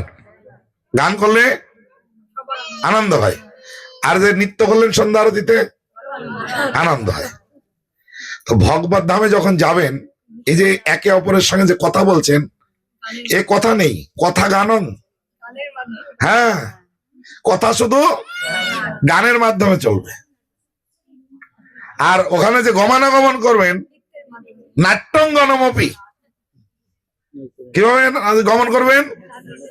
খালি নাচ আর গান, নাচ আর গান। ওখানে সবসময় আপনি চলাফেরা করবেন, একে অপরের সঙ্গে কথা বলবেন, কি গান আর নাচ। আনন্দ আনন্দ আনন্দ আর আনন্দম বদিবর্ধনম। হ্যাঁ, তাহলে যদি জীবনে সত্যিকারের আনন্দ লাভ করতে হয়, কারা সত্যিকারের আনন্দ আছে? ভগবানের ভক্তরা। তাই ভক্তি জীবন করলেই আপনার জীবন আনন্দময় হবে। হ্যাঁ, আনন্দময় হবে। এই জন্য ভক্তরা এইভাবে ভগবানকে স্থাপন করবেন বাড়িতে, ভগবানকে কেন্দ্র করে তারা তার গৃহস্থ জীবনকে পরিচালনা করবেন। আর কৃষ্ণের শিক্ষা মানে ভগবত গীতা, হ্যাঁ, গীতা, ভগবত গীতা অত্যন্ত গুরুত্বপূর্ণ। দেখবেন আমরা প্রত্যেকে এই জীবনে তিনটা জিনিস চাই: সুখ, শান্তি, আনন্দ। কারা সুখী? সুখ পাচ্ছেন জীবনে? আনন্দ, শান্তি জীবনে এগুলি খুঁজে পাচ্ছি না। তো প্রত্যেকটা জিনিসের একটা সূত্র আছে। অঙ্ক করতে গেলে আগে কি জানতে হয়? সূত্র জানেন না, অঙ্ক করলেন খাতা ভরে যাবে, সময় নষ্ট হবে, রেজাল্ট মিলবে না। তো প্রত্যেকটা জিনিসের সূত্র আছে। তো শ্রীমদ্ ভগবত গীতা হচ্ছে আমাদের জীবনের সূত্র।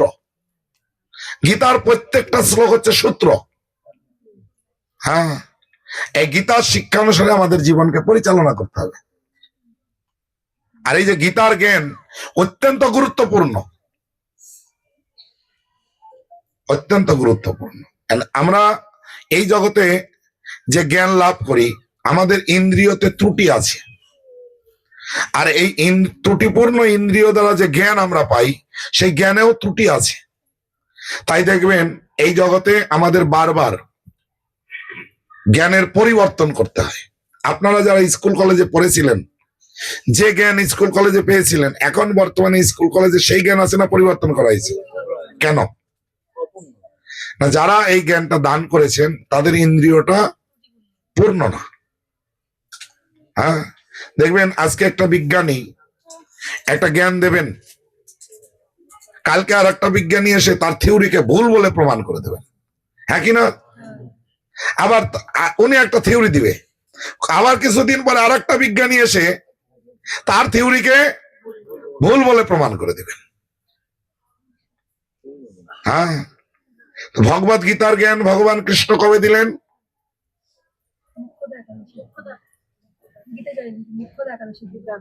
হ্যাঁ, সেটা সীমায় সীমা কবে? কুরুক্ষেত্রের যুদ্ধে, তাই তো না? চতুর্থ অধ্যায়ের প্রথম শ্লোকে পড়ে দেখবেন, ইমাম বিবস্বানে যোগম প্রত্যবনম অমব্যয়ম বিবস্বানে মনবে প্রাহ মনবে ইক্ষাক অব্রবিদ। হে অর্জুন, এই জ্ঞান আমি প্রথম তোমাকে দিচ্ছি না, আমি প্রথম সূর্যদেব বিবস্বানকে দিয়েছিলাম। সূর্যদেব তা মানব জাতির পিতা মনু ইক্ষাকুকে দিয়েছিলেন। আমাদের এই জগতের এই বংশ পরম্পরা ইক্ষাকু থেকে এসছে, ইক্ষাকু বংশ, সূর্য বংশ। হ্যাঁ, তো যদি প্রপাত বললেন যদি আমরা সূর্যদেব নাও ধরি, ইক্ষাকুকে ধরি, তাহলে ভগবান এই গীতার জ্ঞান মিনিমাম 1200 কোটি বছর আগে দিয়েছিলেন। কত বছর? সেই একই জ্ঞান তিনি যখন আবার পুনরায় দিলেন কলিযুগের জন্য, এই মনুষ্য সমাজে জ্ঞান দিলেন, একই জ্ঞান না আলাদা জ্ঞান? জ্ঞানের কোনো পরিবর্তন করলেন না। কেন? ভগবান পূর্ণ, তার ইন্দ্রিয় পূর্ণ, তিনি যে জ্ঞান দেন সেই জ্ঞানটাও। তাই আমরা যদি জীবনে পূর্ণতা প্রাপ্ত হতে চাই, তাহলে ভগবান দ্বারা প্রদত্ত জ্ঞান জীবনে গ্রহণ করতে হবে। হ্যাঁ, আর ভগবান দ্বারা প্রদত্ত জ্ঞান গ্রহণ করলে আপনাকে সেই জ্ঞান পরিবর্তন করতে হবে না। একটা উদাহরণ দিই। হ্যাঁ, বেদ ভগবানের মুখ থেকে এসছে। বেদে বর্ণনা করা আছে মল পবিত্র, মল অপবিত্র। কোন মল পবিত্র? গোময়। আর গোময় ব্যতি রেখে সমস্ত মল অপবিত্র। আর গোময় এমন পবিত্র, অপবিত্র জায়গাকে লেপন করলে পবিত্র হয়ে যায়। এই যে মনুষ্য সমাজে এই জ্ঞানটা আমরা গ্রহণ করেছি, বলুন বিজ্ঞান থেকে না বেদ থেকে? এই জ্ঞানটা বেদ থেকে এসছে। সেই জ্ঞানটা কি এখন পর্যন্ত কোনো পরিবর্তন করতে হয়েছে? ভবিষ্যতে মনে হয় পরিবর্তন করতে হতে পারে নাকি? না। কি বুঝলেন? ভগবান দ্বারা প্রদত্ত জ্ঞান যদি জীবনে আমরা গ্রহণ করব, সেই জ্ঞান জীবনে আর আমাদের পরিবর্তন করতে, আর আমরা পূর্ণতা প্রাপ্ত হতে পারব। এই জন্য আমাদের প্রত্যেকের কর্তব্য ভগবান দ্বারা প্রদত্ত জ্ঞান জীবনে গ্রহণ করতে হবে। তাই কৃষ্ণ গীতাতে আমাদের জীবন শৈলী তৈরি করে দিলেন, কিভাবে আমাদের জীবনকে পরিচালনা করা উচিত। হ্যাঁ, সর্বকর্মাণি অপি সদা কুর্বণ্যমদ ব্যাপাশ্রয়, যেটা আমরা ভক্তিবিনোদ ঠাকুরের কথাই বললাম, নাম আশ্রয় করি যতনে তুমি থাকো আপন কাজে, নিজের কাজে থাকো। এখানে মহাপ্রভু কৃষ্ণ বললেন সর্বকর্মাণি অপি সদা, সদা মানে কি সব সময়, কুর্বণ্যমদ ব্যাপাশ্রয়, তুমি সব কর্ম করো, সব সময় করো কার আশ্রয়ে? ভগবানের আশ্রয়ে। আর ভগবানের আশ্রয়ে কর্ম করলে কি হবে? ভগবানের প্রীতির জন্য কর্ম করলে কি হবে? কর্ম আপনার পার্থক্য নেই, কর্ম একই। ভক্তরা যে কর্ম করে, সাধারণ মানুষ কর্ম করে, কোনো পার্থক্য নেই। ভক্তরাও চাকরি করে, ভক্তরাও বাজার ঘাট করে, বাড়িতে রান্না বাড়ি করে, আপনারাও রান্না বাড়ি করেন, চাকরি বাকরি করেন, সব করেন। হ্যাঁ, পার্থক্য হচ্ছে যারা ভক্ত তারা ভগবানের প্রীতির জন্য করেন, আর সাধারণ মানুষ নিজের সুখের জন্য করেন। তাই ভগবান গীতার 3য় অধ্যায়ের 9 নম্বর শ্লোকে তিনি উল্লেখ করে বললেন, যজ্ঞার্থাৎ কর্মণ অন্যত্র লোকয়ম কর্মবন্ধন তদর্থং কর্মকন্তেও মুক্ত সঙ্গ সমাচার। যজ্ঞার্থাৎ কর্মণ অন্যত্র, যজ্ঞ মানে কি? যজ্ঞ বই বিষ্ণু, বিষ্ণুর প্রীতির জন্য যে কর্ম করা হয় তাকে বলা হয় যজ্ঞ। হ্যাঁ, আমরা ভাবি যজ্ঞ মানে কাঠে আগুন ধরিয়ে মন্ত্র বলে ঘি ঢালা, না, ভগবানের প্রীতির জন্য যে কর্ম করবেন সেটাই যজ্ঞ। আর বলছে ভগবানের প্রীতি ব্যতি রেখে অন্য কর্ম, যজ্ঞ অর্থাৎ অন্য কর্ম না, অন্যত্র অন্য কর্ম, লোকয়ম কর্মবন্ধন। তাহলে ভগবানের প্রীতি ব্যতি রেখে অন্য কর্ম কি হবে? বন্ধনের কারণ। বন্ধনটা কি? হ্যাঁ, জড়জগতের বন্ধনটা কি? আমরা অনেক কিছু কথা বলি কিন্তু মিলিংস জানি না অনেকে। বন্ধনটা কি বলুন? বন্ধনটা হচ্ছে জন্ম মৃত্যু জরাব্যাধির চক্রে যে 84 লক্ষ ঘুরছি না, এই 84 লক্ষ জনিটা এই যে ঘুরছি এটাকে বলে কর্মবন্ধন। বুঝতে পারছেন? আর ভগবান বলেন, পরামর্শ দিলেন এবার, তদর্থং কর্ম কন্তেও, তাই তুমি তার প্রীতির জন্য তোমার সমস্ত কর্তব্য কর্ম করো। কোন কর্ম করবে? কর্তব্য। এখন আপনি লিস্ট করুন আপনার জীবনে কি কি কর্তব্য আছে। আপনি গৃহস্থ, আপনার প্রতিদিন বাড়িতে রান্না করতে হয়, কর্তব্য। আপনার ছেলে মেয়েকে লালন পালন করতে হয়, এটা কর্তব্য, হ্যাঁ কি না? তো ভগবান বলেন সেই কর্তব্য তুমি আমার প্রীতির জন্য সম্পাদন করো। কিভাবে ভগবানের প্রীতি করতে পারবেন সেই জ্ঞানটা গীতায় দেওয়া আছে। এই যে সন্তান একটা গৃহস্থ পায়, লাভ করে, তো এই জগতে মানুষ ভাবে আমি সন্তান জন্ম দিয়েছি। দেখুন আমাদের বিভ্রান্তটা কিরকম। এই জগতে মানুষ মনে করেন যে আমি সন্তান জন্ম দিয়েছি। তা আমরা শাস্ত্রের মাধ্যমে দেখতে পাই এই জগতে সন্তান জন্ম দেওয়ার ক্ষমতা কারোর নেই। কোনটা ঠিক? আমরা যেটা ভাবছি না শাস্ত্রে যেটা বলছেন। তাহলে তাহলে আপনার যখন ক্ষমতা নেই, তাহলে আপনার এই সন্তান এটা ভগবানের সন্তান। ভগবান আপনার কর্ম অনুসারে আপনার কাছে পাঠিয়েছে তাকে যত্ন নেওয়ার জন্য। তাই আপনি কি করবেন? তাহলে জানলেন এটা ভগবানের সন্তান, ভগবান আমার কাছে পাঠিয়েছে, তাই আপনি তাকে যত্ন নিয়ে তাকে মানুষ করুন আর ভগবানের ভক্ত তৈরি করুন। হ্যাঁ, তাহলে এই কর্তব্য আপনাকে পালন করতে কোনো তা আপনার কর্তব্য তো করতেই হবে। এতে কি হবে? ভগবান প্রসন্ন হবেন, সন্তুষ্ট হবেন। হ্যাঁ, তা আপনাকে প্রতিদিন রান্না করতে হয়। ভগবান গীতাতে বলেন, তুমি যা খাও আমাকে অর্পণ করো। তাহলে আপনি দেখলেন প্রতিদিন আপনাকে রান্না করতেই হয়, খালি ভগবানকে একটু খালি অর্পণ। তাহলে আপনি 2 ঘন্টা ধরে রান্না করতে পারেন। অনেকে বলে সময় কোথায়? বিচার করতে হবে। 2 ঘন্টা যদি আমার রান্না করতে সময় লাগে, ভগবানকে 10 মিনিট সময় দেওয়ার জন্য আমি রাখতে পারবো না? হ্যাঁ কি না? আর ভগবানকে কেন দেওয়া প্রয়োজন সেটা আমি আরো আলোচনা করেছি, যেহেতু ভগবান মালিক তাহলে আগে তাকে দিতে হবে। হ্যাঁ, সেটা প্রসাদ রূপে গ্রহণ করুন। আর এইভাবে প্রত্যেকটা কর্ম যখন আপনি করবেন, তো প্রত্যেকটা কর্মের মধ্যে কৃষ্ণ চেতনা আসবে। এই সন্তান কার? কৃষ্ণের। ভগবান আমার কর্ম অনুসারে আমার কাছে পাঠিয়েছে, একে মানুষ করে কি তৈরি করতে হবে? ভক্ত। তাহলে আপনার চিন্তা কি? ভগবানের প্রীতিবিধান। তাহলে খাচ্ছেন কি? ভগবানের প্রসাদ। কার জন্য রান্না করছেন? বাড়িটা কার? ঝাড়ু দিচ্ছেন কার বাড়ি? সব কর্মের মধ্যে দিক বাজার করছেন কার জন্য? চাকরি করে অর্থ উপার্জন করছেন কার জন্য? ভগবানের জন্য। সব কর্ম কার সঙ্গে যুক্ত করে দিলেন। এটাই হচ্ছে কর্মের কৌশল। তাহলে কি হবে? মুক্ত সঙ্গ।